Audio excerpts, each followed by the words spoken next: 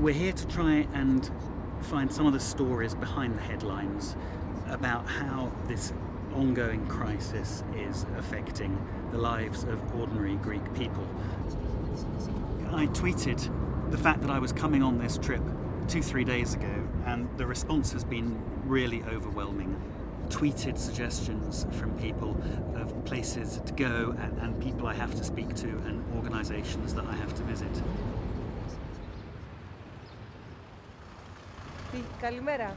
A year ago, I decided to start a website that could coordinate the donation of surplus food. In Greece, there wasn't a coordinated effort to tap into that resource. Our organisation is called Boroume. In Greek, that means we can. We call organisations up, soup kitchens, old people's homes. We ask them what they need, if it's food, equipment, or whatever, and we put up these needs on our website in order to facilitate companies to donate.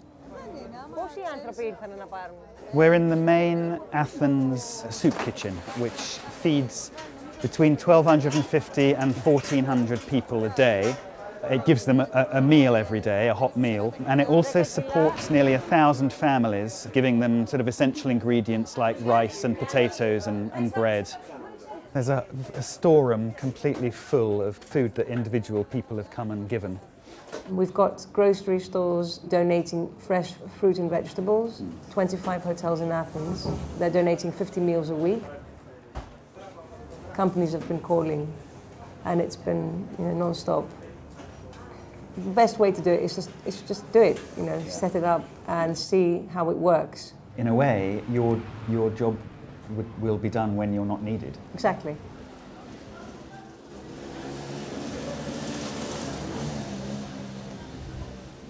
The wonders and the perils of technology. You're kind of setting up the afternoon's appointments while you're rushing to meet the morning ones, because they're just coming in at a rate of knots, all these ideas and suggestions. Now I've just got to find out where we're going. For decades now, most families in Greece have had to pay for extra private tuition to get their children through school, particularly if they want to go to university. The problem is, more and more are finding they can simply no longer afford it. I have my child. He has the dyslexia since he was a little baby. We were able to provide for him some special tuitions for following up in the school. Unfortunately, my business is going very terrible, and my wife also earns half the money she used to. So we had to stop him. But this created a problem for him. He couldn't keep up in school, exactly. Thanks to Tutor Pool, over the last 2.5 months, he already receives lessons for his problem. This is Tutor Pool's initial page. Here you can see 501 tutors and 275 pupils. How did you come into contact with Tutor Pool? I knew the people from the social media, so when they thought about it, I was among the first. I volunteered to teach physics and maths, and now I do 4 hours per week. There are tutors in Great Britain, there are tutors in Spain, in Finland, in Norway. And those are Greek people living abroad? These are Greek people living abroad who can provide lessons through the computer, through internet.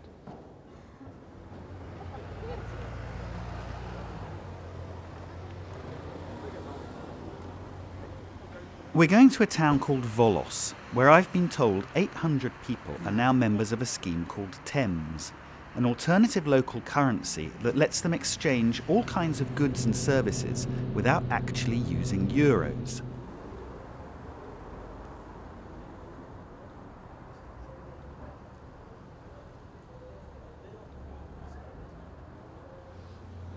We've lost €7,000 a year, 1/3 of our income. We were okay last year financially. I wasn't really too bothered, we were okay. But what I thought was, this is a great way for me to get babysitting. That was my plan, was I teach English, people babysit for me. That was all I was interested in. I'm a doctor for alternative medicine. It was just a question of time to find also an alternative way of payment during this kind of crisis. Members of the scheme can transfer TEMs into each other's accounts online or use vouchers. So the doctor will get 10 TEM in his account and I will lose 10 TEM from my account. And what kind of services can they offer you in exchange? Especially for alternative, or let's say biological food. And people who eat organic food are interested in alternative medicine. Yes, it's fitting. Okay. It's not just the question of exchange of things. It's also the question of feeling close to each other, coming close to each other, cooperate, and do things on a local level. During this week-long journey, I've been told about literally dozens of these kind of self-help initiatives. I've seen community food aid projects. I've met doctors, dentists and pharmacists volunteering at medical centres for people who can't keep up their health insurance.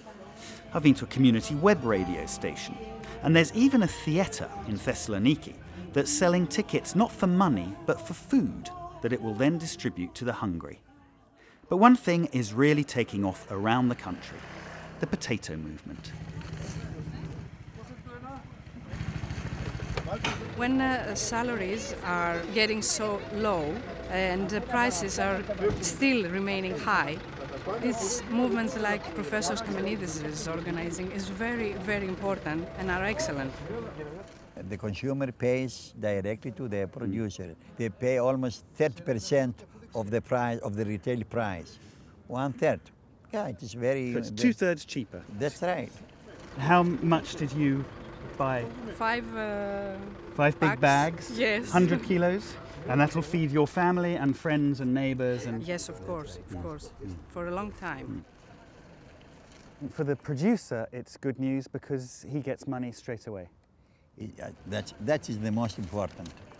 Mr. Apostolos Kasapis is a potato producer. Τα περισσότερα δεν πληρώνεις, καμιά φορά δεν τα παίρνεις. Εντάξει, και πότε τα παίρνεις? Μετά από ένα χρόνο και τα περισσότερα χάθηκαν, ήδη στο χωριό μου χάθηκαν 500.000 ευρώ, είναι απλήρωτα από εμπόρους. I mean, obviously, if he doesn't get paid by the supermarkets, then if anything he gets is good. But does he feel that the price that he gets here is a fair price? Περνάει λίγο από το κόστος παραγωγής. Πάσαμε τα έλεγα με έτσι απλά τσαμπουκά των εμπόρων. Thank you very much indeed. Thank you. Ευχαριστώ.